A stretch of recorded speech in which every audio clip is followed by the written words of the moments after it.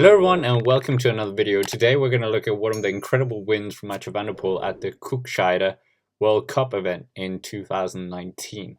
This course is very iconic and has plenty of sand for the riders to tackle as well. One thing to immediately notice at the start line, we can't see Mathieu Van der Poel in his rainbow jersey at the front line, and there's a good explanation for this. Usually he is at the front of these races, and cyclocross races are based on the ranking where you actually start in the lineup. Even though Mathieu Van der Poel had won the previous World Cup event in Tabor in the Czech Republic, he still was far down in the rankings as he hadn't begun the first 3 rounds of the competition. We can see that the riders are coming into the first corner, and it is Sunweb's Joris Nieuwhuis who is taking the lead. But moments later, we can see that one of the Telenet riders fall down, and that kind of produces an knock-on effect to other riders, and we can just about make out Mathieu Van der Poel in the rainbow jersey, and we see the rider who's suffered the most there on the ground.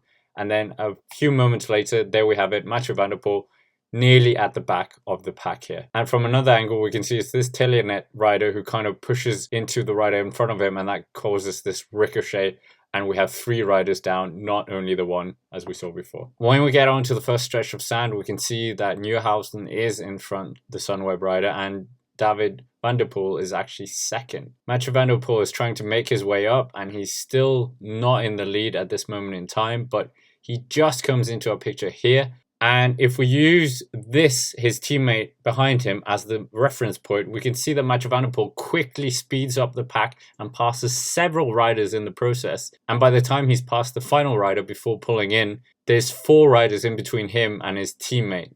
Mathieu Van der Poel still continues his pursuit, gets on the bike, and is ready for this downhill section, which is on sand as well. Following the ramp, we can see Sunweb is still leading it, and David Van der Poel is second, and we have Laurens Sweeck in 3rd place. But Van der Poel is still a bit far down. Pidcock just getting noticed, and there's 1 rider in between him and Mathieu Van der Poel. Next, the riders have to tackle this sandy bank, and most of the riders seem to get off here, and we can see, if we rank them here, that Mathieu Van der Poel isn't even in the top 5 at this point, as we just see Eli Iserbyt, the World Cup leader, and there we have Tom Pidcock in 10th, and 12th we have Mathieu Van der Poel. So Mathieu Van der Poel opted to get off his bike and then just takes this small descent to kind of build up some speed again. Once we are at the bottom, we can see Mathieu Van der Poel is very eager to try and move up, but this section is quite hard to pass other riders, so he's still sitting in that 12th position with quite a bit of time up to the first riders. Nieuwhuis for Sunweb is still in the lead here, and we can just see Laurens Sweeck trying to move up. He's past David Van der Poel at this point, and at the back we can just see Mathieu Van der Poel sprinting past a few other riders. And when we come to the top of the bank,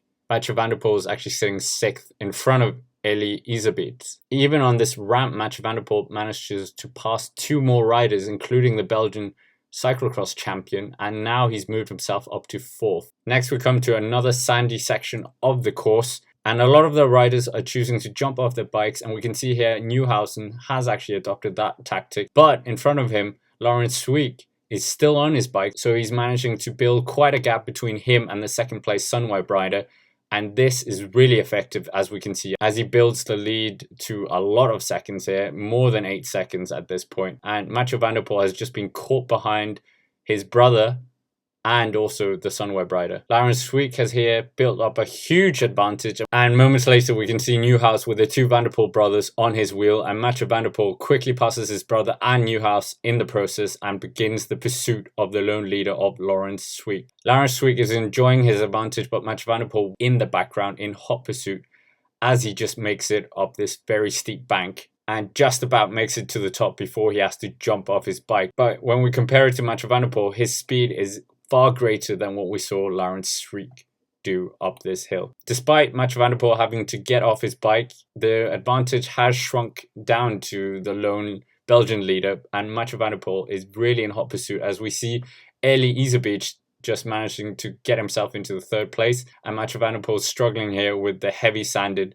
sand pit, if you will, but he is very much in hot pursuit of the Belgian out in front. Unfortunately, we don't have the speed of the 2 riders, but we can see that the cadence of Mathieu Van der Poel looks like it's in a bigger gear, and he's going a lot faster than Laurens Sweeck, so that advantage is getting reduced significantly as we just see them come around here the corner. And at this point, Laurens Sweeck can just about feel Mathieu Van der Poel on his rear wheel, as they come up to the start and finishing line of the race, and this marks the finishing of the first lap, and what an incredible lap. And they eventually join up with Eli Iserbyt and David Van der Poel, but in the end Mathieu Van der Poel does actually win the race quite comfortably, and Laurens Sweet does actually take second place. And you'd be quite interested to know that Mathieu Van der Poel actually didn't finish that high up in the World Cup that year, even though he had such a supreme performance due to missing 4 rounds. He did win all the rounds that he did take part in, but the Flying Dutchman didn't win that year's World Cup. That's it for this video. Really hope you enjoyed it, and if you haven't already, please subscribe to the channel.